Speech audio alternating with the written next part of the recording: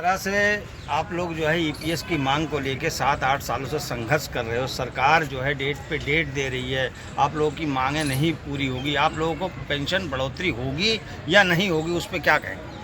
हाँ, पेंशन बढ़ोतरी का तो एक बड़ा इशू है और ये बड़ा ही मतलब एक मामला बहुत दूर तक पहुंच गया है अभी। इतने सालों से हम लोग संघर्ष कर रहे हैं, सब 60 साल से ऊपर हैं, तो 10 साल से हम लोग संघर्ष कर रहे हैं, तो 70 साल तो ऐसे ही हो गए जो रिटायर हुआ 60 साल में। पहले हुआ था उसको 80 साल हो गए, तो काफ़ी बुजुर्ग लोग हैं। इसका एग्रेसिवली हम लोग आंदोलन भी नहीं कर पाते, लेकिन हम लोग घर घर जा करके क्षेत्रवार, गाँववार, ब्लॉकवार, तहसीलवार, जिलेवार और स्टेट वाइज हम लोग काम कर रहे हैं।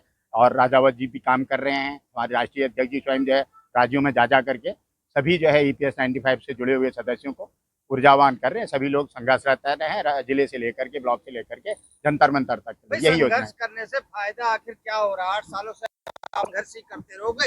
इसी तरीके से हर महीने 200 आदमी कम हो रहे हैं। 78 लाख आप लोग गिनती बता रहे हो कि हमारी इतनी संख्या है। अभी सरकार है कि मांग आप लोगों की पूरी नहीं कर रही है। आप लोग संघर्ष कब तक करते रहोगे? हाँ, संघर्ष जो है शमशान घाट तक यह संघर्ष रहेगा, क्योंकि अब जो है हम काफ़ी संख्या भी कम हो रहे हैं, उम्र भी कम हो रही है और हमारी ऊर्जा भी कम हो रही है।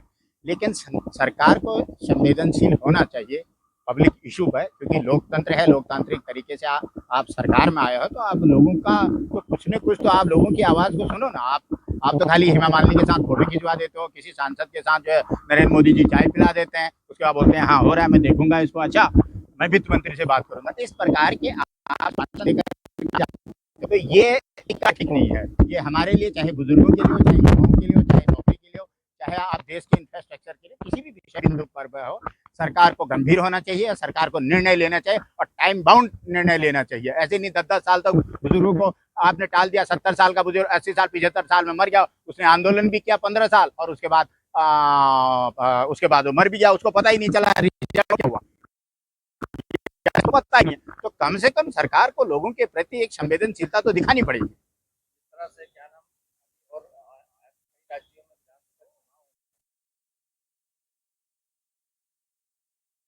हम राज्यवार किसी का समर्थन नहीं कर रहे हैं, हम विरोध में वोट करेंगे। जो सत्ता सरकार में है, हम सरकार के अगेंस्ट में वोट करेंगे, सरकार के अगेंस्ट में हम प्रचार करेंगे और हम कहेंगे कि हमारी ये मांगे हैं। और जो कर्मचारी अभी हैं वर्तमान में, हम उनको भी नहीं मिली, ये सुविधाएं हैं, अब भी हमारे साथ रहो, तो हम उनको भी मोटिवेट करने की कोशिश करेंगे कि सरकार को कम से कम आईना दिखाने की कोशिश करेंगे। आप लोगों ने पिछले चुनाव में, पार्लियामेंट चुनाव में भी सरकार उनकी आई, फिर वो सरकार बना लेंगे, आप लोग की बात को मानेंगे नहीं। ये संघर्ष तो पूरे देश का है, हमारा है, युवाओं का है। ये हम जो संघर्ष करते हैं, हम युवाओं तक जाते हैं। मतलब 15 साल 20 साल का युवा भी ये संघर्ष कर रहा है। अभी आपने इलाहाबाद में कल ही देखा होगा कि बच्चों को 20,000 बच्चे आए थे, लाठी डंडों से मार मार करके उनको रोजगार दे करके भगाया। लाठी डंडों से मारा है, रोजगार दिया, 6-6 डंडे दिए और वो घर भगा दिया उनको। तो इस प्रकार का जो संवेदनशीलता इनकी है, ये इनको इससे बाहर आना होगा, संवेदनशील होना पड़ेगा। ऐसा नहीं कि बेच बाच करके सब जो है कहीं चले जाएंगे गठरी लेकर के और सारा पूरा देश को कंगाल कर देंगे। ऐसा हो नहीं पाएगा, क्योंकि बहुत बड़ा देश है, बहुत बड़े विचारक हैं, बहुत सारी व्यवस्थाएं हैं देश के अंदर। तो हर एक सेक्टर को, हर एक वर्ग को सरकार को गंभीरता से लेना चाहिए, लेना होगा। आपकी लीडरशिप कमजोर दिख रही है कहीं ना कहीं।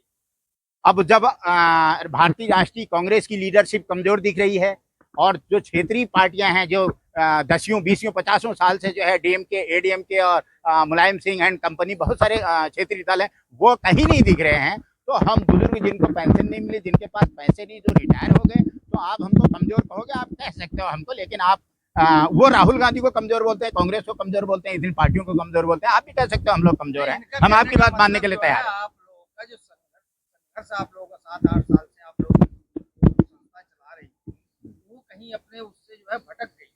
नहीं, अभी हम भटके नहीं हैं। अभी हम क्षेत्रवार सबको ऊर्जावान कर रहे हैं, सबको समझा रहे हैं क्या क्या हमने योजनाएं, क्या किस किस योजनाओं के तहत हम जो है संघर्ष करेंगे।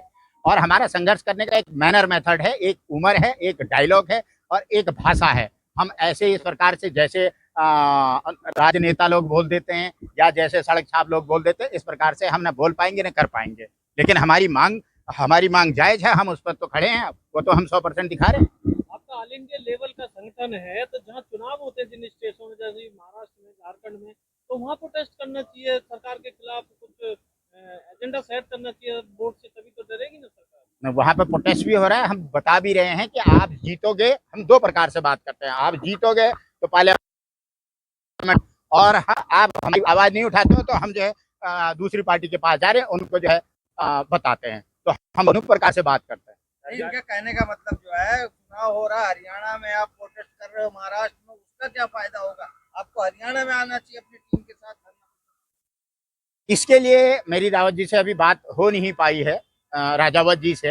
तो इसके लिए यदि ऐसा है तो ऐसा कोई आगे एजेंडा आता तो हम लोग जरूर करेंगे। अभी दिल्ली में चुनाव होने वाले हैं कुछ दिन में, तो चुनाव के समय क्या आपकी लीडरशिप ईपीएससी वो यहाँ धरना प्रदर्शन? अगले 10 दिन में हम लोग जो है दिल्ली आने वाले हैं। हमारे अशोक रावत जी और राजावत जी की पूरी टीम जो है दिल्ली आने वाली है। हम दिल्ली से यहाँ से कार्य योजना बना करके पूरे देश में अपना धरना प्रदर्शन करेंगे। उन्होंने एक वो छोड़ा था, हर भाषण के अंदर ये कह रहे थे भाई कुकर के अंदर हमने दाल रख दिया है, पूरे देश को हम भ्रमण कर रहे हैं और कुकर में हमने सीटी लगाने के लिए छोड़ दिया। वो सीटी कब आखिर बजेगी? अब सीटी बुजुर्गों की सीटी है, जिस दिन प्रधानमंत्री चाह ले और या पार्लियामेंट चाह ले कि भाई बुजुर्गों की भी आवाज सुन लो, वो सीटी आ जाएगी, दाल पक जाएगी, सबको बढ़ जाएगी। का ये भी सवाल है कि भाई हमारा पैसा हम तुमसे कोई भीख नहीं मांग रहे हैं, आप हमें क्यों नहीं दे रहे? हाँ, हमारा साधारण सा फंड है, ये हमारा कंट्रीब्यूशन है। इस कंट्रीब्यूशन में से एक पार्शियल पेमेंट आपको छोटा सा निकालना है। हम 1000 रुपया 1500 रुपया पा रहे हैं, उसमें से आप 7500 plus DA plus medical facility के साथ 10-11 हजार रुपये जो बनता है वो दीजिए। वो हमारे पेमेंट से ही मांग रहे हैं, हम वर्ल्ड बैंक से उधार लेके दे दो नहीं बोल रहे हैं। हम जो है आप किसी और टैक्स से लेकर के हमको दे दो, ये हमने कभी नहीं बोला, हमने अपने पेमेंट से ही मांग रहे हैं। देखिए आपकी बातों से तो लग रहा है कि उम्मीदें आप लोगों ने खो चुका है इस सरकार से।